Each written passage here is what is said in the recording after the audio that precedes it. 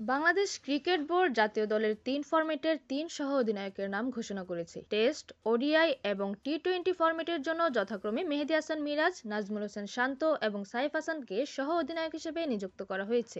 মিরাজকে Bangladesh test দলের সহ অধিনায়ক হিসেবে নিয়োগ দেওয়া হয়েছে, যেখানে তিনি অধিনায়ক নাজমুল হোসেন শান্ত সহকারী হিসেবে দায়িত্ব পালন করবেন। শান্ত বর্তমান আইসিসি টেস্ট চ্যাম্পিয়নশিপ চক্র শেষ না হওয়া পর্যন্ত অধিনায়কের দায়িত্বে থাকবেন। সর্বশেষ শ্রীলঙ্কা সিরিজে টেস্ট অধিনায়কের দায়িত্ব ছাড়ার ঘোষণা দেন শান্ত। তবে অনেক আলোচনার পর আবারও টেস্টের অধিনায়কের দায়িত্ব নিয়েছেন তিনি। চলমান আয়ারল্যান্ড সিরিজ দিয়ে আবারও নেতৃত্বে ফিরেছেন এই টপ অর্ডার ব্যাটার। এরই মধ্যে শান্তর নেতৃত্বে সিরিজে 1-0 ব্যবধানে এগিয়ে আছে বাংলাদেশ।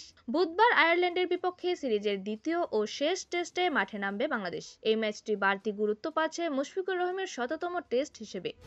এই ম্যাচের আগেই সহ অধিনায়কের নাম ঘোষণা করে বড় চমক দিয়েছে বিসিবি। এর আগে বিভিন্ন সিরিজে সহ অধিনায়কের নাম ঘোষণা হলেও লম্বা সময়ের জন্য কেউই সহ অধিনায়কের দায়িত্ব পাননি। এদিকে ওয়ানডে ফরম্যাটে নাজমুল হোসেন শান্ত অধিনায়ক মিরাজের নেতৃত্বে সহ অধিনায়কের ভূমিকা পালন করবেন। উল্লেখ্য, এই বছরের জুন মাসে মিরাজকে 1 বছরের জন্য ওয়ানডে দলের অধিনায়ক হিসেবে নিশ্চিত করা হয়েছিল। বাংলাদেশের হয়ে সংক্ষিপ্ততম ফরম্যাটে ধারাবাহিক এবং দুর্দান্ত পারফরম্যান্সের ফলস্বরূপ সাইফ হাসানকে টি-20 দলের সহ অধিনায়ক হিসেবে নিযুক্ত করা হয়েছে।